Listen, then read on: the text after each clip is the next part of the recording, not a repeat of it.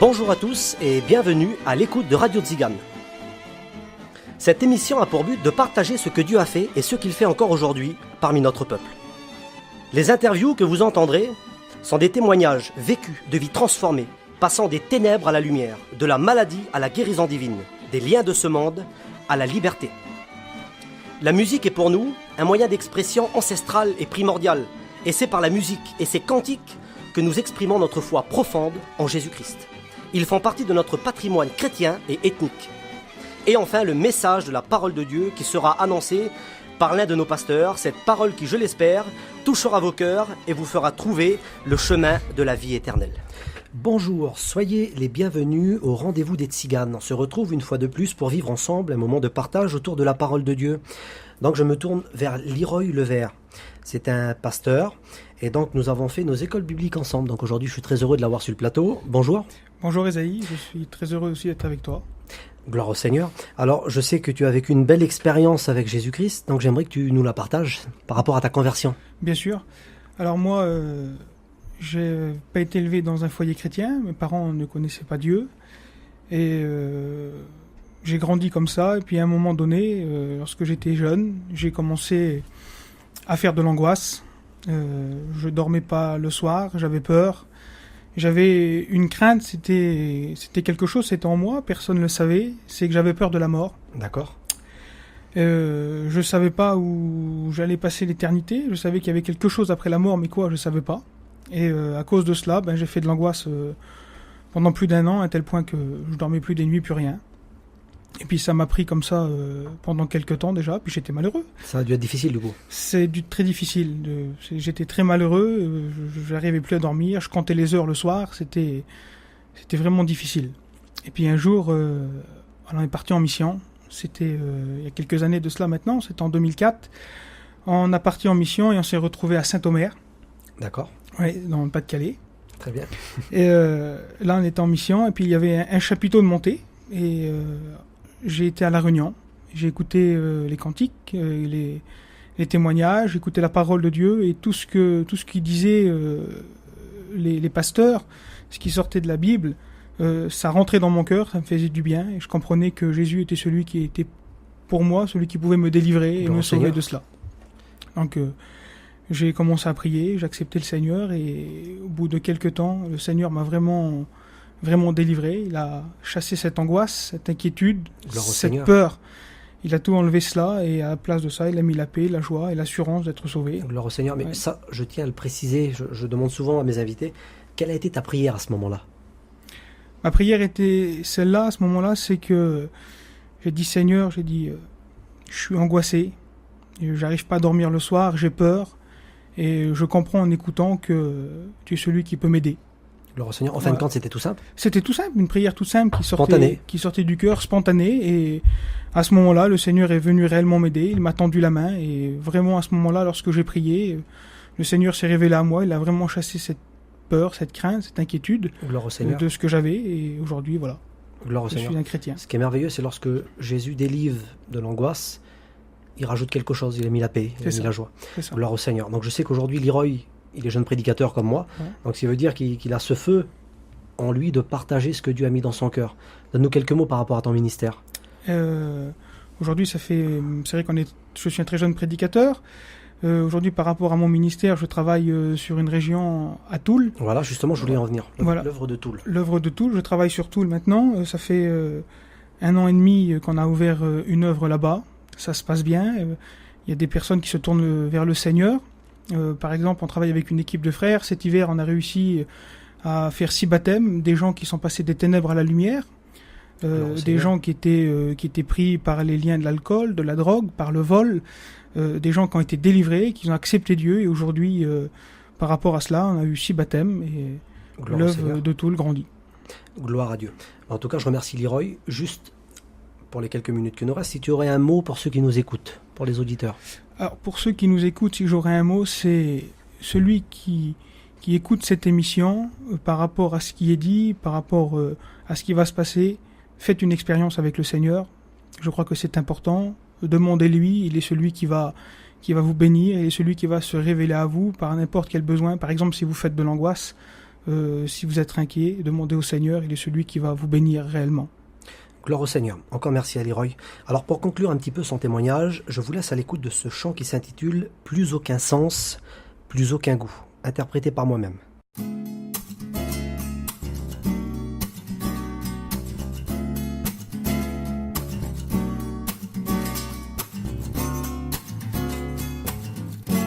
Plus aucun sens, plus aucun goût, je ne voudrais plus revivre ces moments désespérés, au loin de toi je vivais, où le malheur et la peur venaient souvent me hanter. Seul pour ce destin, je pensais qu'autour de moi se trouvait la solution, mais les années s'envolaient et je n'avais rien trouvé. Lorsque j'entendis parler de ce Dieu si merveilleux qui m'a aimé, je ne savais pas que Jésus-Christ était monté sur une croix pour pardonner mes péchés. Son précieux sang a coulé pour me redonner la vie. Jésus est ressuscité, je ne savais pas. Quand j'ai regardé à Jésus, lui de son ciel tout là-haut me montra de ses mains le plus merveilleux destin, où l'amour et la douceur venaient consoler mon cœur. Vivre près de Jésus, toi qui écoutes ces mots et qui vis ces moments-là, il ne faut pas baisser les bras, mais regarder à la croix, car Jésus veut faire pour toi tout ce qu'il a fait pour moi dès aujourd'hui.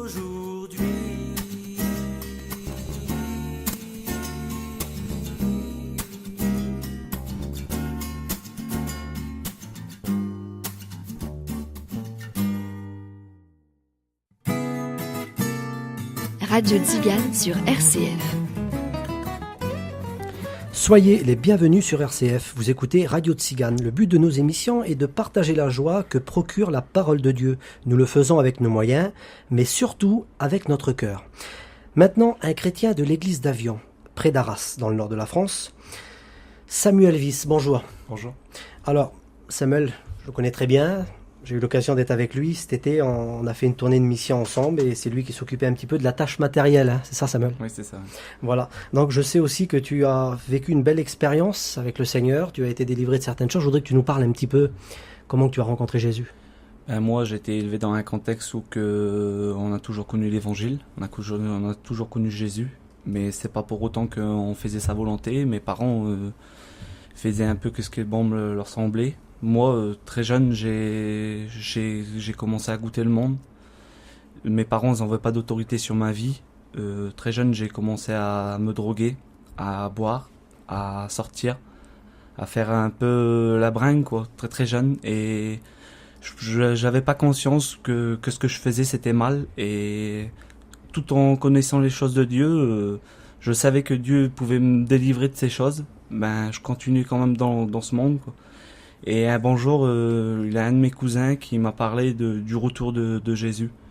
Et j'ai pris conscience que dans mon état où c'est que j'étais, j'étais perdu. Et j'ai pris ma bicyclette, c'était rigolo, mais j'ai été aux assemblées de Dieu à Arras, rue des Grinchans plus précisément. D'accord. Et dans cette assemblée, la parole de Dieu m'a interpellé et j'étais délivré, j'ai donné ma vie au Seigneur, j'avais une vie transformée avec le Seigneur et puis j'ai suivi pendant 6 ans de temps fidèlement les choses de Dieu et au bout de la 6e année j'ai voulu retourner dans le monde. Je le dis à ma honte, hein, j'ai voulu regoûter les choses du monde et j'ai repris la drogue, j'ai rebu l'alcool, quoi. Et j'ai cru avoir la paix en faisant ça et franchement, j'avais fondé un foyer. Dans mon foyer, c'était c'était le désarroi. C'était le néant total. Est-ce qui veut dire que t'étais marié, voilà, t'avais des oui, enfants? Oui, je me suis mis en couple, oui. Je suis un père de famille, j'ai 3 enfants. D'accord. Et en fait, voilà, j'ai parti dans le monde et au bout de la troisième année que j'avais regoûté au monde, ben, il avait plus rien. J'avais plus d'amis, j'avais plus de foyer, j'étais dans le néant total, il y avait plus personne pour moi et je me suis retourné vers Dieu. J'ai demandé à Dieu qu'il me sorte de cette misère et Gloire au Seigneur. et j'ai été dans une église roulante, dans une caravane. C'est ça, hein. À Arras, oui. Et le Seigneur m'a repris par des cordages d'amour. Gloire Maintenant, au ça Seigneur. fait 1 an que je suis revenu au Seigneur et puis c'est la plus belle chose, c'est la plus belle expérience que j'ai fait, c'est de lui appartenir. Gloire au Seigneur. À travers ce témoignage, je comprends bien qu'il n'y a pas un lieu particulier où on peut rencontrer le Seigneur, Non. que ce soit dans une église ou dans une caravane, on peut le rencontrer dans une voiture. Et ce qui me touche beaucoup dans ce témoignage, c'est que nous avons un Dieu d'amour. Oui. Un Dieu qui est prêt à tendre la main, même si on peut mettre un genou à terre, des fois les 2 genoux à terre. Mais on a un Dieu d'amour qui nous tend la main.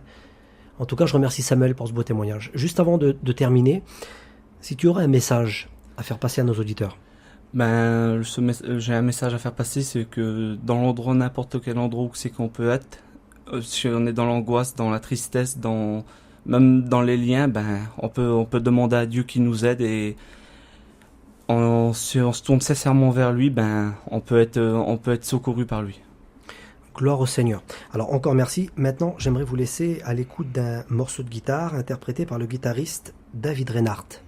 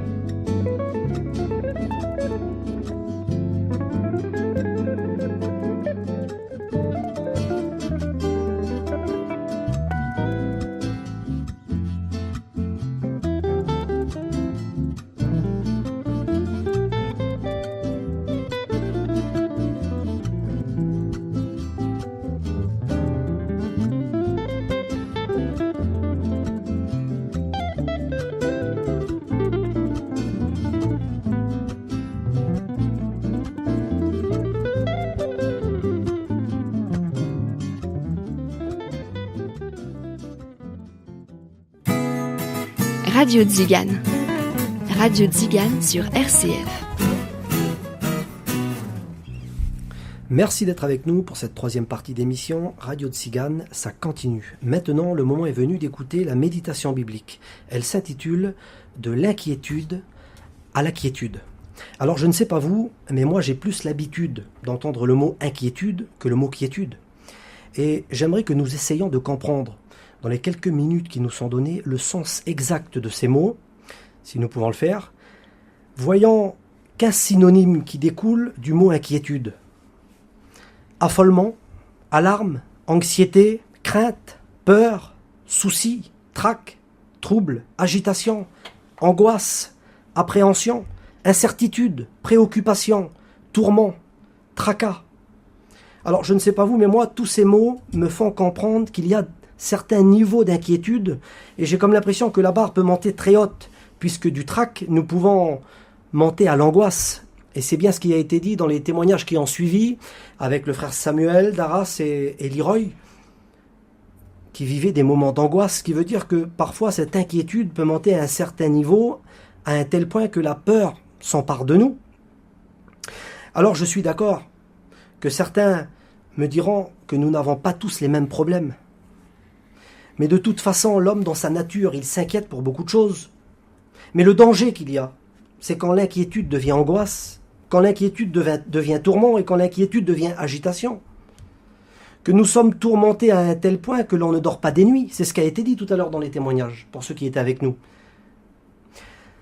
Et c'est bien ce que Job, dans le livre de la Bible, va dire, dans son livre, au chapitre 7 et au verset 4, il est écrit, c'est Job qui dit « Je suis accablé d'inquiétude jusqu'au lever du jour ». Ce qui signifie que l'inquiétude peut avoir un impact très fort sur notre vie, sur notre famille, sur nos enfants, même sur notre vie professionnelle, au travail ou avec les collègues, ou bien encore notre vie spirituelle. Jésus va faire cette reproche à une femme dans l'évangile selon saint Luc, au chapitre 10 et au verset 41. Le Seigneur lui dit « Marthe, Marthe, tu t'inquiètes et tu t'agites pour beaucoup de choses. » Et j'aimerais vous rappeler ce texte que nous trouvons dans le livre des Proverbes, au chapitre 12 et au verset 25. Et là, il est écrit « L'inquiétude dans le cœur de l'homme l'abat, mais une bonne parole le réjouit. » Et dans cet après-midi, j'aimerais partager cette bonne parole avec ceux qui sont abattus, avec ceux qui sont angoissés, avec ceux qui ont besoin de repos. Alors, voyons un petit peu les synonymes du mot « quiétude ». Alors, le premier, c'est apaisement, béatitude, bien-être, calme, douceur, paix, sécurité, sérénité, tranquillité et repos. Ce qui veut dire que c'est bien tout à fait le contraire de l'inquiétude. Lorsque la quiétude vient s'installer, quel beau tableau. Alors Jésus dit dans Matthieu 11 au verset 28, et là j'aimerais attirer votre attention, car c'est un message qui est encore d'actualité et qui s'adresse à tous les hommes et à toutes les femmes. Et là il est écrit dans Matthieu 11, 28, c'est Jésus qui dit « Venez à moi, vous tous qui êtes fatigués, chargés, et je vous donnerai du repos. » Et dans ce mot repos, on retrouve le mot quiétude. Je vous donnerai cette quiétude, je vous donnerai ce repos, je vous donnerai cette douceur, cette paix, cette sécurité. Jésus désire changer l'inquiétude en quiétude. Il désire changer les ténèbres en lumière, l'angoisse en joie. Voici une promesse pour ceux qui ont pour appui Dieu le Père, Jésus le Fils et le Saint-Esprit. Ça se trouve dans le psaume au chapitre 4 au verset 8. Et là la Bible dit, pour celui qui a accepté Jésus, comme je viens de le dire, il est écrit « Je me couche et je m'endors en paix, car toi seul, ô Éternel, tu me donnes la sécurité dans ma demeure. » Ce qui veut dire qu'il est possible que ces inquiétudes, que ces tracas, que ces choses qui nuisent à notre vie, alors bien sûr, je suis pas sur une autre planète, j'ai moi-même des soucis, mais comme ça a été dit au début du message, qu'il y a un certain niveau, sans doute, d'inquiétude.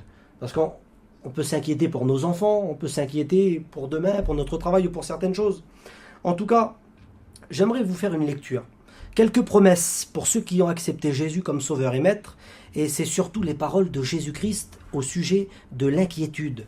Et nous trouvons cette lecture dans l'Évangile selon saint Matthieu, au chapitre 6 et au verset 25. Et là, il est écrit, c'est Jésus qui parle. « C'est pourquoi je vous dis, ne vous inquiétez pas pour votre vie, de ce que vous mangerez, ni pour votre corps, de quoi vous serez vêtus.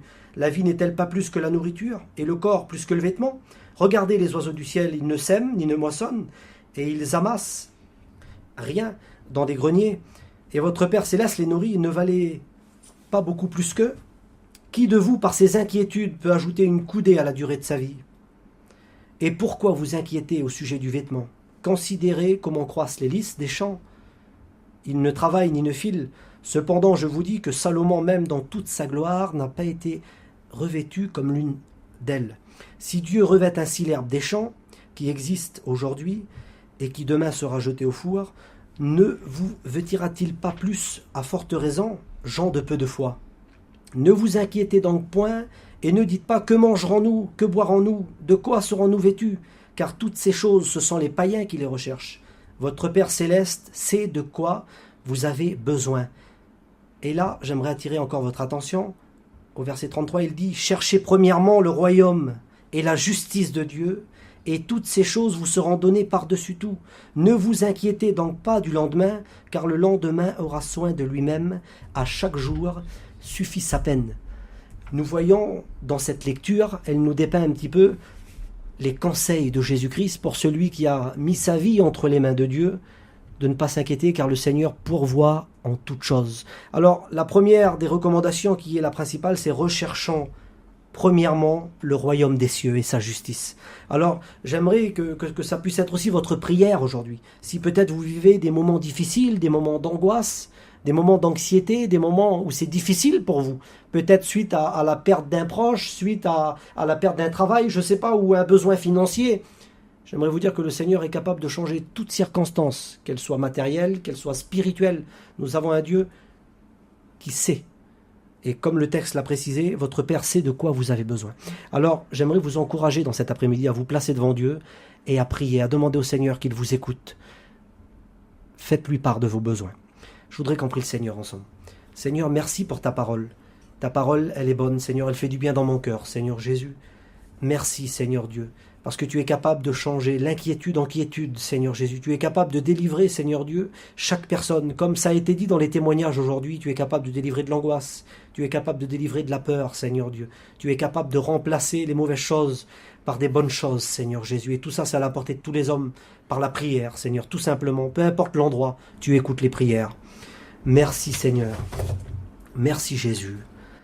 Amen. Gloire au Seigneur Jésus. Voilà, donc Radio Tzigan, c'est terminé pour aujourd'hui. Je remercie encore nos deux invités, Leroy et Samuel, pour leur participation. Je rappelle à tous les auditeurs, vous pouvez nous faire part de vos requêtes de prière en nous écrivant à RCF, émission Radio Tzigan, 27 rue Jules Simon, 37 000 Tours, ou par mail, Esaïe, ESAIE.elfrid, HELFRID, @rcf.fr. Je vous donne rendez-vous la semaine prochaine et je vous laisse à l'écoute de ce chant interprété par moi-même et mon épouse Margot. Il s'intitule « L'extase de la Sunamite ». Dans le soir, il est venu, je l'avais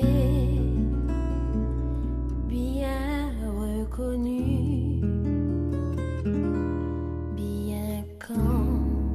Dormi, j'entendis sa voix.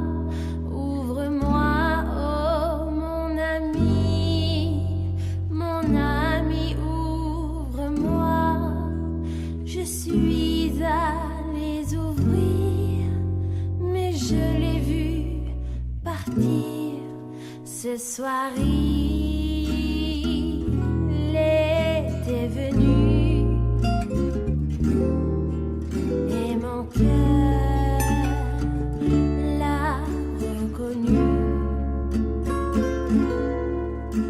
La myrrhe en baume, l'air vibrant du soir, et c'est sur mon cœur en baume qu'en moi renaît l'espoir, car je sais qu'il reviendra. Et qu'alors il me prendra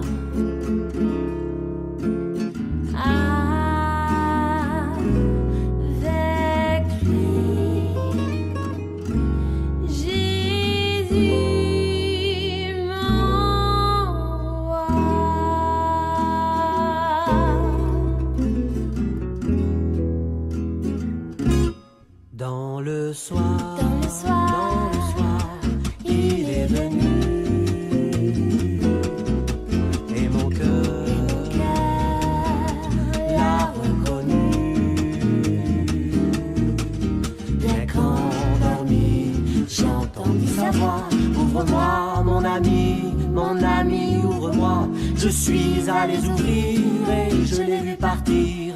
Ce soir il était venu. Je l'avais bien reconnu. La nuit embaume l'air vibrant du soir, et c'est sur mon cœur en baume qu'en moi renaît l'espoir. Car je sais qu'il reviendra, et qu'alors